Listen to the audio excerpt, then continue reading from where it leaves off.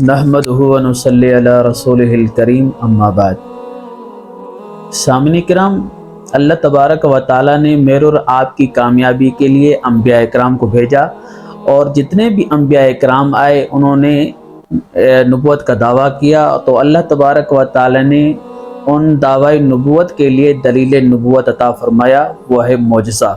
معجزہ کہتے ہیں جو اللہ کی طاقت نبی کے ہاتھ پہ ظاہر ہو اعلان نبوت کے بعد، اور دنیا اس کے مقابلے کرنے سے عاجز آ جائے، اسے معجزہ کہتے ہیں۔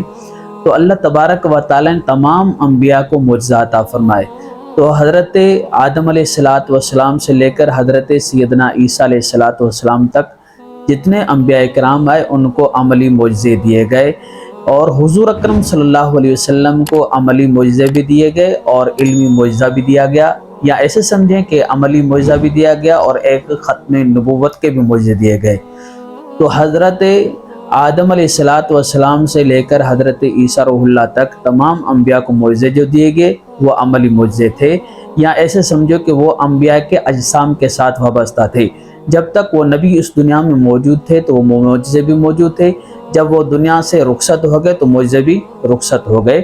جیسے حضرت موسیٰ علیہ السلام کی لاٹھی جو ہے وہ سانپ بنتے نظر نہیں آتی، اور وہ جس کے بارے میں کہا جاتا ہے کہ حضرت موسیٰ علیہ السلام کی لاٹھی جو ہے وہ استنبول کے عجائب گھر میں موجود ہے، لیکن وہ سانپ بنتے ہوئے نظر نہیں آتی کیونکہ وہ نبوت والا ہاتھ نہیں ہے۔ حضرت صالح علیہ السلام نے ان سے قوم نے مطالبہ کیا کہ اس پہاڑ سے اونٹنی نکلے اور نکلے کے بعد جو ہے وہ بچا دے، تو پھر ہم آپ کو اللہ کا نبی مانیں گے۔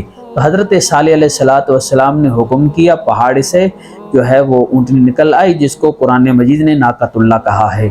تو اب یہ چیز ہوتے ہوئے مجھے اور آپ کو نظر نہیں آتی کیونکہ یہ عملی معجزے ہیں۔ میں اور آپ جا کر پہاڑ کو منتیں کریں، نہیں ہو سکتا۔ حضرت عیسیٰ علیہ السلام مردوں کو زندہ کرتے تھے اللہ کے حکم سے، میں اور آپ جا کر قبروں کے اوپر جا کر ان کو منتیں سماجتیں کریں، لیکن مردے زندہ نہیں ہو سکتے۔ اور یہ تمام انبیاء کے جو ہیں معجزے اب مجھے اور آپ کو نظر نہیں آتے، یہ عملی معجزے تھے۔ حضور اکرم صلی اللہ علیہ وسلم کو عملی معجزے بھی ملے، علمی معجزے بھی ملے۔ ویسے تو تمام انبیاء کو مخصوص معجزے محدود ملے، کیونکہ تمام انبیاء کا زمان نبوت بھی محدود تھا، مکان نبوت بھی محدود تھا، تو اس لیے معجزات نبوت بھی محدود تھے۔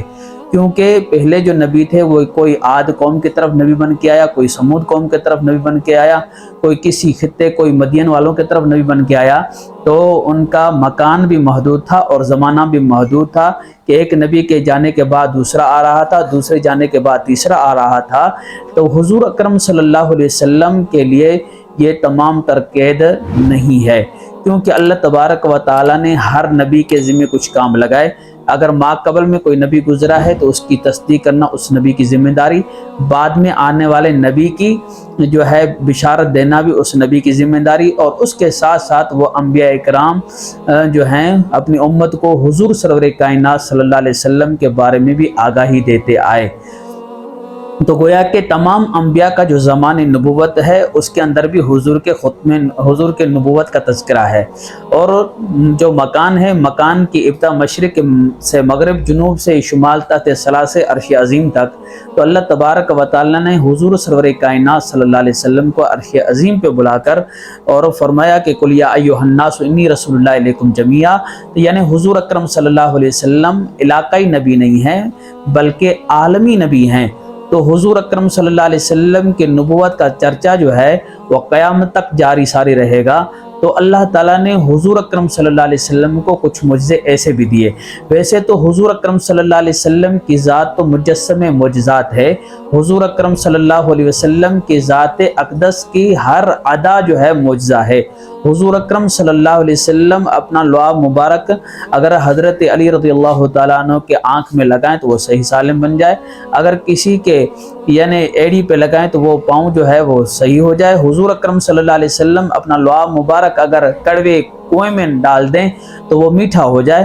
حضور اکرم صلی اللہ علیہ وسلم کے نظر میں بھی اللہ تبارک و تعالیٰ نے تاثیر رکھی ہے۔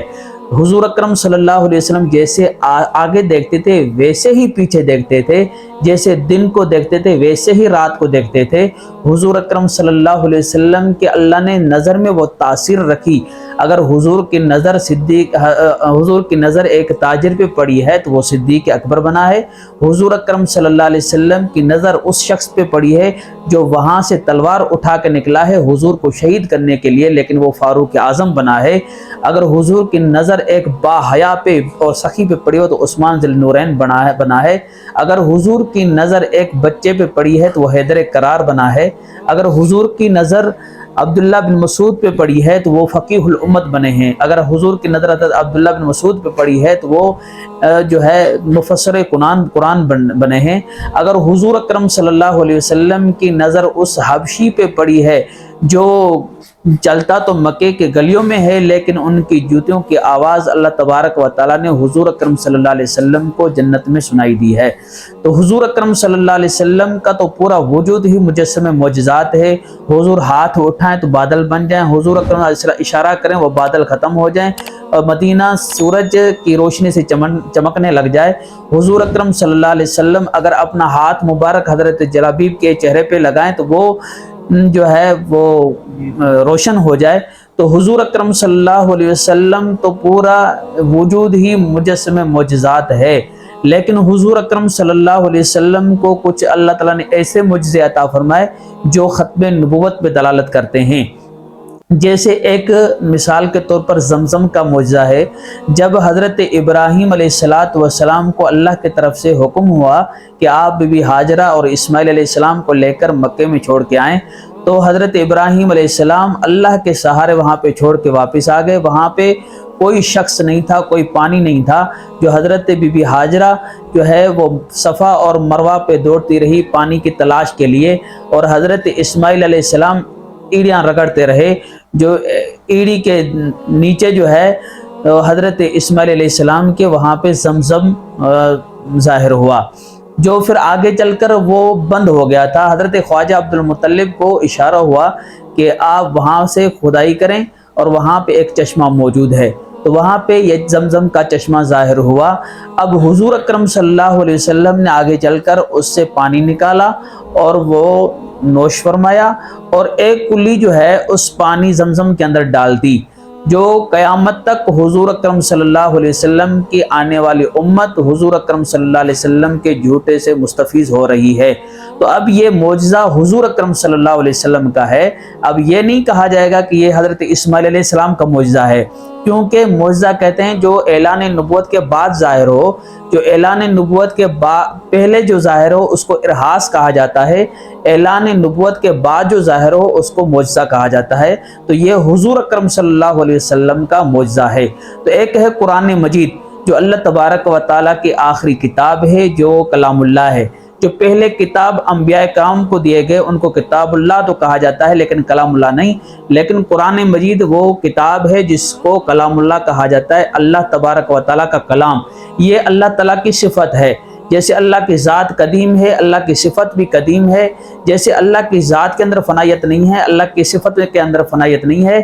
तो ये इल्मी मौजज़ा है, ये भी ख़त्म नबुव्वत का मौजज़ा है। क़यामत तक ये कुरान मजीद रहेगा। क़यामत के बाद जन्नत में भी उनकी तिलावत की जाएगी हज़रत दाऊद अलैहिस्सलाम के आवाज़ में। तो ये कुरान मजीद हुजूर अकरम सल्लल्लाहु अलैहि वसल्लम का मौजज़ा है। तो ये कुरान मजीद का बाकी होना, कुरान मजीद यानी हुजूर के मौजज़े के अंदर दवाम होना, ये हुजूर अकरम सल्लल्लाहु अलैहि वसल्लम के ख़त्म नबुव्वत पे दलालत करता है। क्योंकि जब दलील मौजूद है तो ख़त्म नबुव्वत जो हुजूर अकरम सल्लल्लाहु अलैहि वसल्लम की दावा है वो भी मौजूद है। तो दावा और दलील का मौजूद होना ये ज़ाहिरी बात है कि हुजूर अकरम सल्लल्लाहु अलैहि वसल्लम अल्लाह रब्बुल इज़्ज़त के आखिरी नबी हैं, आखिरी रसूल हैं। हुजूर के बाद क़यामत तक किसी किस्म का कोई और नबी पैदा नहीं हो सकता। ऐसे कुरान मजीद अल्लाह की आखिरी किताब है, क़यामत तक कोई किताब भी नहीं आ सकती। अस्सलामु अलैकुम व रहमतुल्लाहि व बरकातुहू।